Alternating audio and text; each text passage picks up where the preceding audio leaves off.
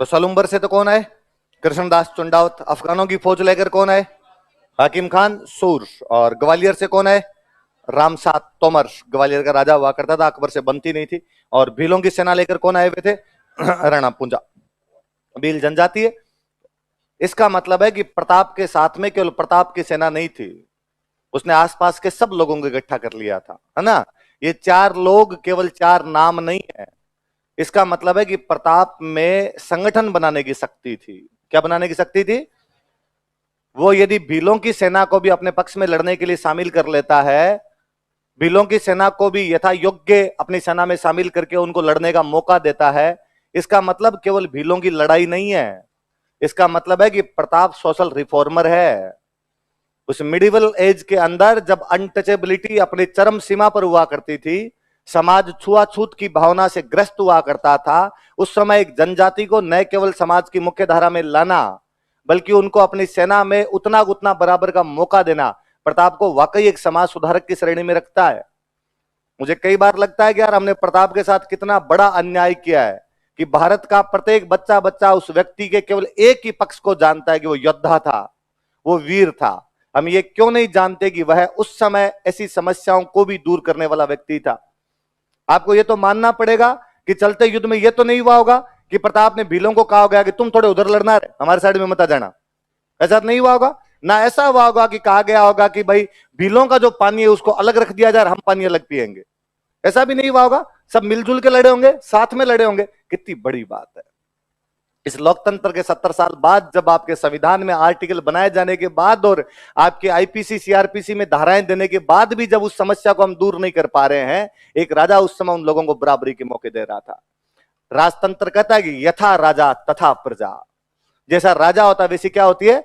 यदि राजा ने उन लोगों को बराबर के मौके दिए होंगे तो मैं कहता हूं भले 2% 5% लोगों के दिमाग तो बदले होंगे कि नहीं यार ये नहीं किया जाना चाहिए। जब राजा ही नहीं कर रहा तो अपने ये भेदभाव क्यों करें। मेरे कभी नहीं समझ में आया कि इतिहासकार हमेशा जब भी हम अकबर पढ़ते हैं तो अकबर के बारे में बताया जाता है कि अकबर धर्म सहिष्णु राजा था। कैसा राजा था?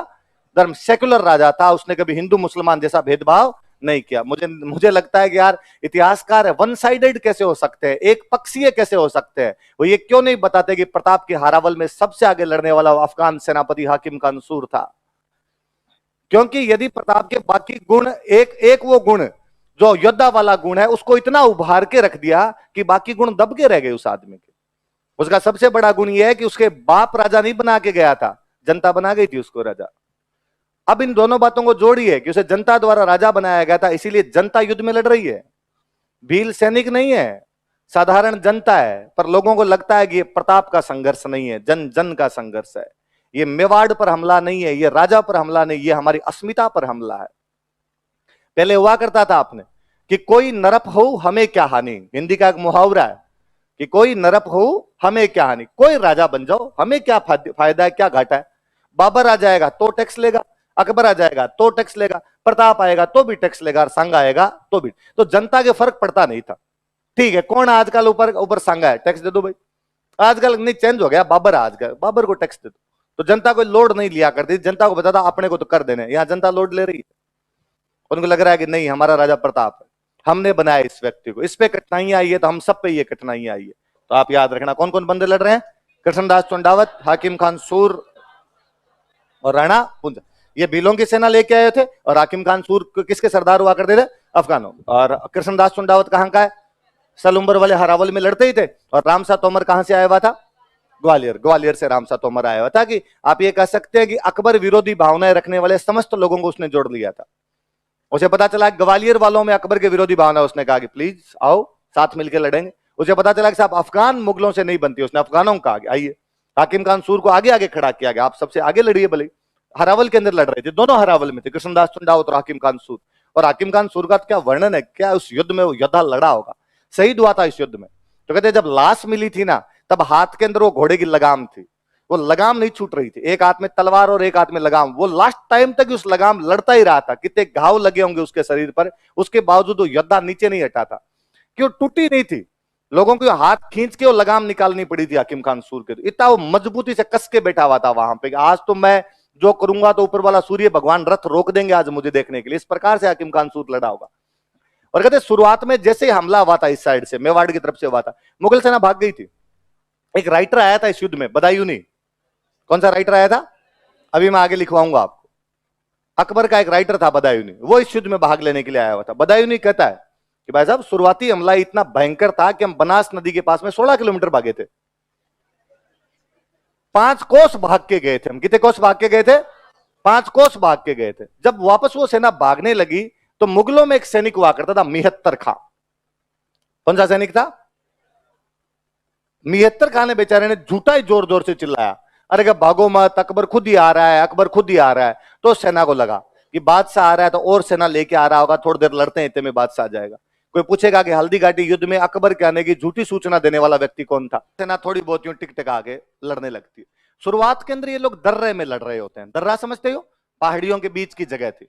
मेवाड़ वालों को यह पता था कि अपनी सेना ज्यादा नहीं है, अपनी सेना कम है, उनकी सेना ज्यादा है, तो अपनी सीधा सीधा मैदान के अंदर जाके लड़ेंगे तो हो सकता है नुकसान हो, तो अपने दर्रे के अंदर रुक जाओ। मुगल सेना जब इधर से आएगी तो सारी की सारी सेना दर्रे में एक साथ नहीं आ सकती, थोड़े थोड़े आएंगे, थोड़े थोड़े आएंगे, तब काट लेंगे। तो जैसे उधर से सेना है उत्तों को मार दे, जैसे उधर से सेना उत्तों को मार दे, तो फिर मुगल सेना भागी गई थी। जब वो मुगल सेना भागी तो ये कॉन्फिडेंस के अंदर आए, ये दर्रा पार करके बाहर आ गए। तो फिर आमने सामने की बाहर की लड़ाई होने लगी। बाहर की लड़ाई हुई तब प्रताप ने देखा कि मान सिंह हाथी पे बैठा हुआ लड़ रहा था। किस पे बैठ के लड़ रहा था? मान सिंह के पास एक हाथी था, मर्दाना। क्या नाम था हाथी का? उस मर्दाना हाथी पे लड़ रहा था। और प्रताप को मान सिंह को देखते गुस्सा आया, उसको लगा यार लड़ाई अकबर के साथ है। आमेर वाले क्या मांग रहे हैं? कभी तो बाप बेटे समझाने के लिए आ जाते हैं, कभी लड़ने के लिए आ जाते हैं, और कहते हैं कि प्रताप का घोड़ा था चेतक। प्रताप, मान सिंह बीचों बीच खड़ा था, मान सिंह के आसपास में खूब सारी फौज लगी हुई मुगलों की। भाई कमांडर को बचाने के लिए सेना रहती थी चारों तरफ, कमांडर नहीं मर जाए जल्दी से अपना। प्रताप उस सेना को काटते हुए एकदम बीच तक चला जाता है। कहते चेतक बहुत समझदार घोड़ा था, चेतक ने अपने अगले दोनों पैर हाथी की सूंड पे लगा दिए थे। प्रताप भाला फेंकता है, ऐसी कहानियां सुनी होगी आपने। भाला फेंकता है, मान सिंह हाथी के होदे में बैठ जाता है, हाथी में होदा होता है, बैठने की जो जगह होती है उसमें बैठ जाता है, भाला तो उसके ऊपर से निकल जाता है। पर मान सिंह खुद एक अच्छा सेनापति था, इंटेलिजेंट था। कहते उसने अपने हाथी की सूंड के अंदर एक चाकू लगा रखा था, कटार, खंजर डाल रखा था। चेतक जब दोनों पैर अगले निकाल रहा था तो खुर कट गए थे दोनों, उस चाकू के अंदर ही वहीं पे रह गए। अब उसके पैर नीचे उतरने के बाद वो मूव नहीं करे, चेतक चले नहीं ढंग से। प्रताप को लगा यार क्या हो गया, अब तक सरपट घोड़ा दौड़ रहा था। उसने नीचे देखा तो पता चला कि पैर कट गए दोनों। उसे लगा यार घोड़े के बिना तो लड़ भी नहीं पाएंगे, तो वो युद्ध के मैदान से बाहर निकलता है। मैंने बताया था आपको कि यदि मेवाड़ का राणा कभी भी युद्ध के मैदान से बाहर निकलता था, घायल हो जाता था, तो उसकी जगह हमेशा कोई सादड़ी का झाला लड़ता था। बताया था मैंने। इस बार एक था झाला मान सिंह। क्या नाम था? तो भाग भूग गई, मुगल सेना भाग जाती है वापस यहां से। तो हालत खराब कर दी थी इस युद्ध के अंदर कि मुगल भागते ही नहीं है, भाग के यहां से थोड़े से गोगुंदा की तरफ निकल गए थे। वो किस साइड में निकल जाते हैं? गोगुंदा की तरफ निकल जाते हैं। इन भीलों ने इतना तंग किया था भागती हुई मुगल सेना को जिसकी हद नहीं है। बदायूनी लिखता है कि वो जून का महीना, जून में हो रहा है युद्ध, जून का महीना, वो राजस्थान की तपती हुई गर्मी, उन पहाड़ों के बीच में जब हम जा रहे थे तो भील हमारा खाना लेके भाग जाया करते थे। भाई होता क्या था, सेना जा रही होती तो ऐसे नहीं बस सारे एक साथ चलते, यूं लगातार चलती। तो कोई छोटी सी एक टुकड़ी पीछे उसके पास खाना है, किसी टुकड़ी के पास में पानी है, किसी टुकड़ी के पास में हथियार है, कोई टुकड़ी आगे चल रही, लगातार चल रहे। भीलों के गांव के अंदर से होकर निकलना पड़ता। भील टोह के अंदर रहते, खाने वाली टुकड़ी कहां से आ रही है, उस खाने वाली टुकड़ी से खाना छीन लिया जाए आपने। तो कोई भीलों के गांव से पानी लेने के लिए जाता, वहां यदि देखते कि 5-10 सैनिक अकेले आए हुए, जनता मार लेती, जनता पटक पटक के मार दिया करती। इसलिए गोगुंदा में जब मान सिंह और आसफ खान रुके थे तो इन्होंने अपने चारों तरफ दीवार बनवाई थी ऊंची ऊंची, ताकि घोड़ा भी ना कूद सके, थी ऊंची ऊंची दीवार। यदि दीवार नीची रही तो रात को भील लूट ले जाएंगे। क्या आतंक रहा होगा भीलों का भयंकर वाला। और फिर फाइनली उनको लगा कि पार नहीं पड़ेगी तो चुपचाप यहां से चले गए। क्या मान सिंह प्रताप को पकड़ पाया? क्या प्रताप ने अधीनता स्वीकार कर ली? क्या वो संधि के लिए तैयार हो गया? क्या वो मर गया? मान सिंह यहां से वापस गया और वापस जाते ही प्रताप ने पूछा, अकबर ने पूछा कि वह प्रताप को पकड़ लाए? उसने कहा नहीं। तो मर गया होगा? उसने कहा नहीं। तो फिर संधि कर ली होगी, तो अपनी अधीनता स्वीकार कर ली? कर नहीं। तो अकबर ने कहा तो क्या सोच कर आए थे? सरदार खुश होगा, इनाम देगा। और उसने मान सिंह और आसफ खान दोनों को कहा गया, आज के बाद दिख गए ना मैं टांगे तोड़ दूंगा दोनों। मान सिंह और आसफ खान को उसने दरबार में नहीं घुसने दिया था।